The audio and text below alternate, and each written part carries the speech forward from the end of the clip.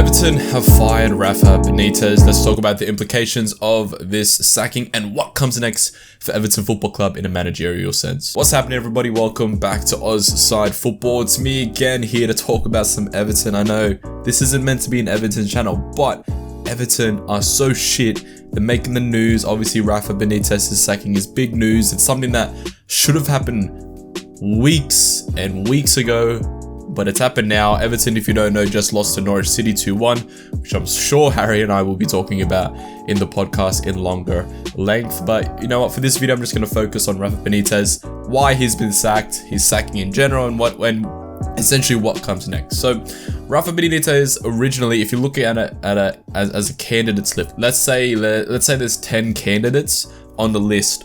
Rafa Benitez for Everton fans was 11th on that list, probably further down.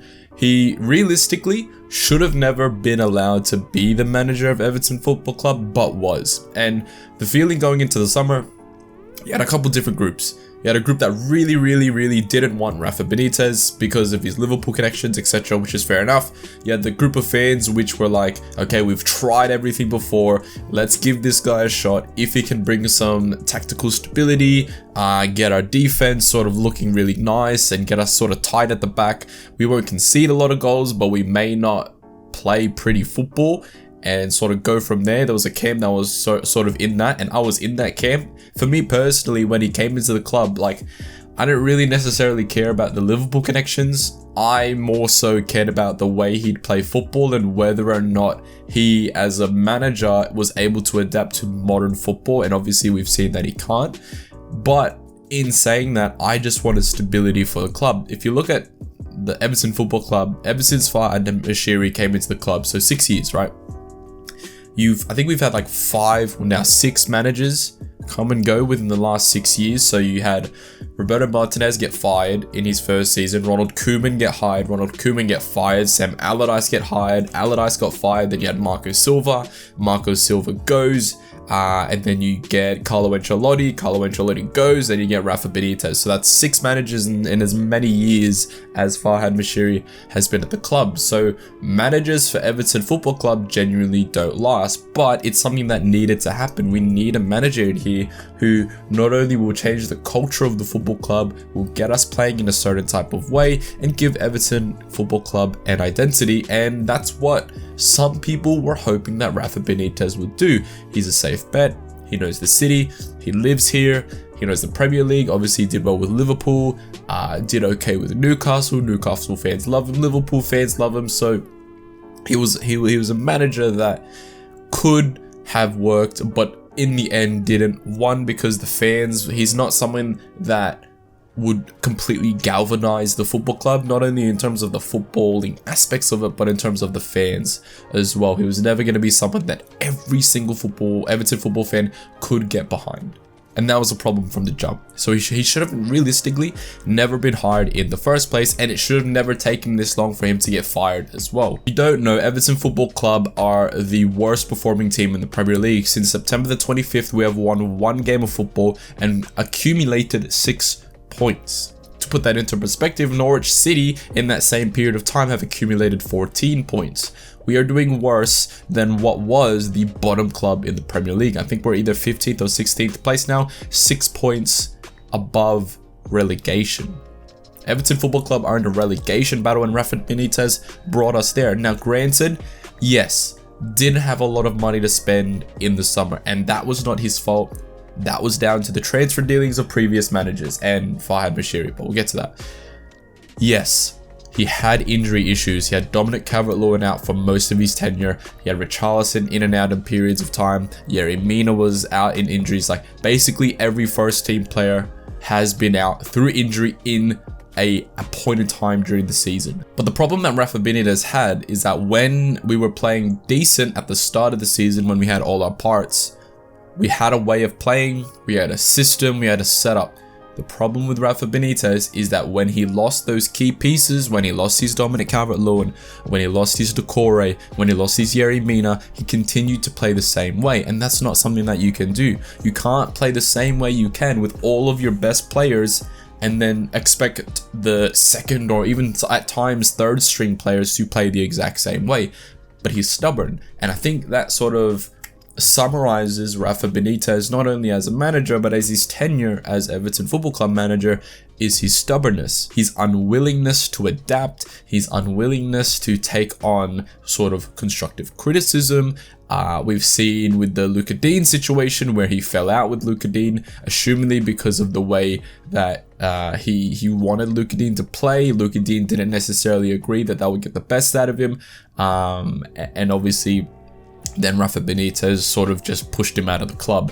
And look, it's just stubbornness, and he's had a track record of this as well. He's had a track record of sort of causing chaos at football clubs and then leaving them while they're in turmoil. You look at what happened at Newcastle when he's continuously arguing with the chairman, Mike Ashley, which fair enough, like he's an awful man and he's an awful owner of a football club, but he sort of just creates situations not only with the higher ups above him, with the squad within there. It's sort of his way or the highway. If you do not fully buy into what he wants to do, he will push you out of the football club, and we've seen that with obviously Luca Dean. If you look at the past 6 months and what Rafa Benitez has done, he has pushed out one of our best players in Luca Dean, and while I am on the camp that was a good deal, I would argue that we could have got more money from that deal if the whole situation wasn't so public, if Rafa Benitez wasn't going into press conferences and just bad-mouthing Luca Dean to the press, right? We could have got more money for that, because Villa would have seen that that's a player that we're willing to sell, therefore they'll essentially offer less money because they know that we want to sell Luca Dean. And that was a situation that Rafa Benitez brought to the football club. He sacked the chief scout. He sacked the head physio. What else did he do? He completely changed the coaching staff, and he was allowed the reins of the club, which is something that should have never been done. Also, obviously, Marcel Brands got sacked as director of football on his watch as well. And realistically, I think the idea was that Rafa Benitez would come into the football club, stabilize it, fix the problems within the club within the 3 years of his contract, and then once we get to Brandy Moore Dock, he leaves and we get a more exciting manager in. And I think that's why the idea was that he could have free reins of the club, which is odd because in the weeks leading up to his dismissal, our best left back left. £30 million was spent on a left back and a right back that assumedly he signed off on, and then you have to pay the compensation for not only him but his coaching staff as well. So we find ourselves in a little bit of a predicament where Rafa Benitez came in, he fucked shit up, and then left. So where do we go from here? Okay, as I said, we're in a relegation battle. There are 3 names on the list at the moment, and I'm going to tell you why all 3 names don't necessarily make sense. One name in particular definitely doesn't make sense, and one name in particular I personally would like to see happen. First name on the list, Wayne Rooney. Wayne Rooney is doing a fantastic job at Derby County right now. If you don't know, they got hit with a 24 point deduction or a 21 point deduction at the beginning of the season because they went into administration. They're bottom of the championship, and if you don't know, the championship's one of the hardest leagues in the world, and they're off bottom now. He's gotten them on a run of wins to where they are in a position to where they might survive, and if they do survive, it'll be one of the greatest escapes we've ever seen. And not a lot of people are talking about it because it's the championship, but it's something that's happening right now. It's a fantastic story. So Wayne Rooney's doing great there. I think he's doing well because he's doing good with the parts that he's been given. He's been given a 38, 39-year-old Phil Jagielka. He had to sign Ravel Morrison. Like, the Derby County team is not amazing. It's not a team that realistically should stay in the championship, but he's got them playing in the way that they're solid defensively. It's clean sheet first and be rock solid at the back and then get your results from there. They like to keep the football. It's not like Rafa Benitez, where Rafa Benitez will give away the football. We have had games this season where we've had 18% possession. Stupid, right? Ridiculous. It's negative football. It's anti-football, if you ask me. But Wayne Rooney's doing really well. The problem with Wayne Rooney is that he very much is in the mold of that Frank Lampard type manager, right? Frank Lampard, yes, did a lot for Chelsea in terms of blooding in that new crop of Chelsea players, like your Mason Mounts, to a certain extent, your Fiaco Tomoris until he left for AC Milan, right? He did that. But it was too early. And that's the same thing with Wayne Rooney. The thing with Everton Football Club is that you only have one chance to do it, right? For Wayne Rooney, there's one chance for him to go and be the manager of Everton Football Club, and that time is not now. It may be that time in a couple of years, right? Maybe when we go into Bramley Murdoch, then he's the man that we bring in, and he's the one that brings us into that new era. But not right now. He needs a little more experience. We need to see what he does at a transfer window. How does he build a squad with a little bit of funds, right? We've seen what he can do with spare parts, but what can he do with the pieces that he wants to bring in? How does he build his vision using the transfer window? Does he overspend on players? Does he sign a certain mold of player? We just don't know these things yet. So it's something that needs to be saved until he does that. And that's not now. That is not right now. The second name on the list is the name that completely cannot happen, and apparently is the name that the Everton board love. Roberto Martinez.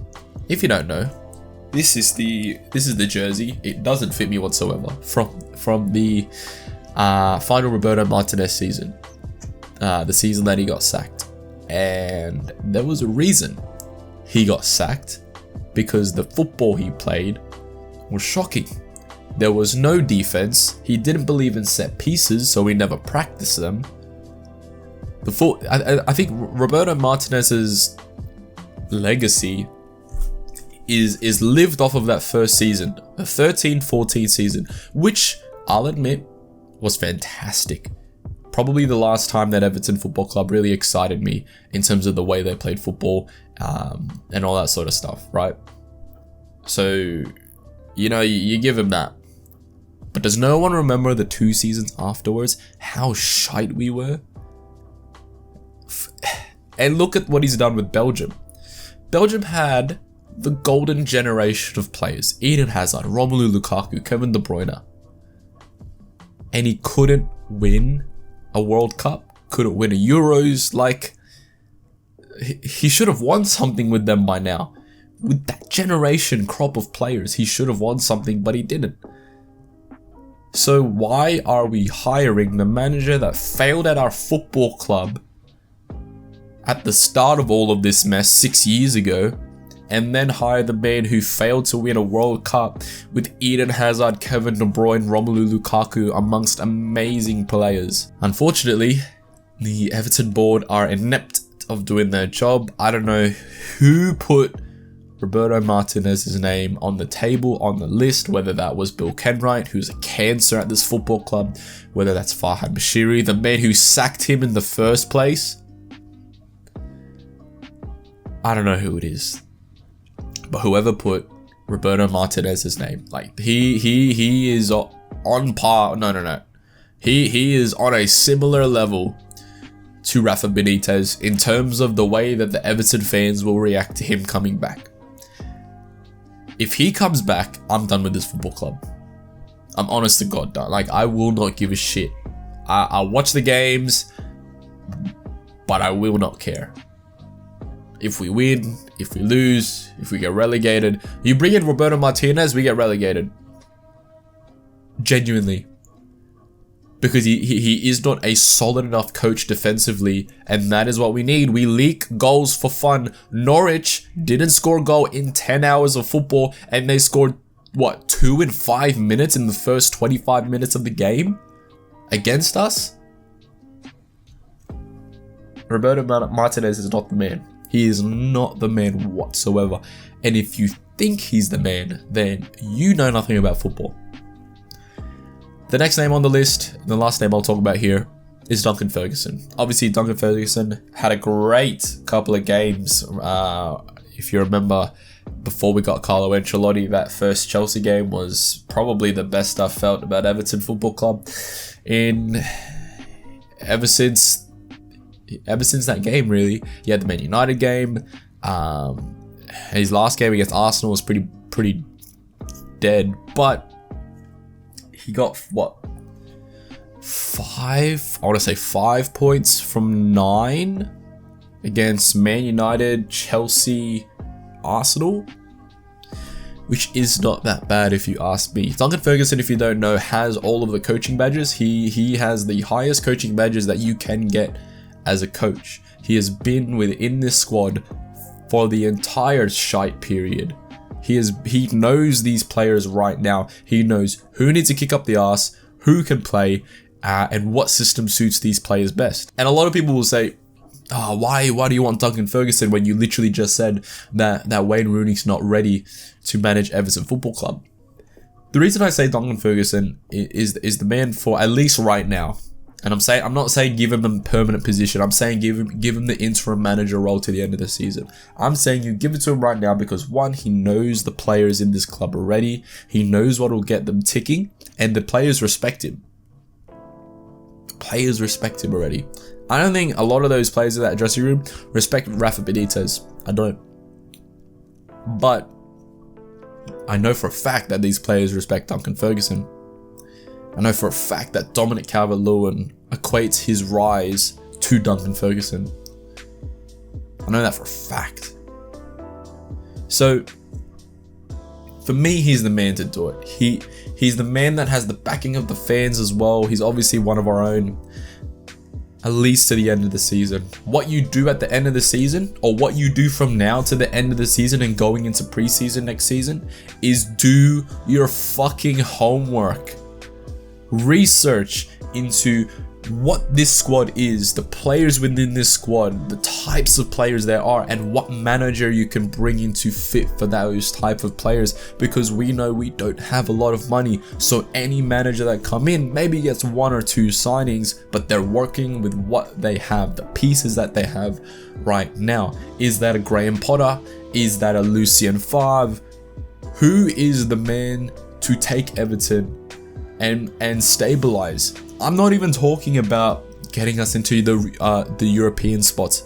I'm talking about stabilizing the football club from the top level down and making these players have an identity. Given Everton Football Club an identity. I said it in my last video. If I asked you to tell me what an Everton player is, can you tell me what that is? Because I can't. We need an identity. We need a manager to come in to stabilize the football club. And not only that, we need a manager to come in that will last more than a season. We need a prolonged period of stability from a managerial point of view so we can get all of our ducks in order. The Everton board have a big decision to make, and if they make the wrong decision again, for what I'm concerned, they all need to be sacked. Get Bill Kenwright out of the club. He's a cancer to this football club. Get Denise Barrett-Baxter out of the club. She wants to run a charity instead of a football club. All the other board members, the other 2 fucking board members, get them out. As far as I'm concerned, Farhad Mashiri has no idea how to run a football club. And if he did have an idea on how to run a football club, Anwar El Ghazi would be nowhere near this club right now. Fair play to the lad. I have nothing against him, but that deal was clearly and obviously a Farhad Mashiri deal. Something that he did with an agent without the approval of Rafa Benitez. And he's been doing it this entire time he's been at the football club. He's been sucking this football club dry from a financial fair play point of view, just so he can build his stadium. Once he builds a stadium, he'll sell us for double and fuck off, leaving this club in absolute ruins. So for all I'm concerned, Farhad Mashiri can fuck off. Everton have a big decision to make. We need to get it right, and if we don't get it right, this football club is going further down than you can think. It's not going to look good. But anyways, guys, leave a like if you enjoyed this video. Comment down below. Who do you think will be the next Everton Football Club manager? If you have any ideas, leave it down below. Click subscribe to Ozside Football for more videos just like this one and podcasts. I'll see you guys next time. Peace. I do what I please, and the thing my Jesus peace. The diamond is shining on me. Girl, let me meet you at 3. I'm too busy flexing my jeans. I'm too busy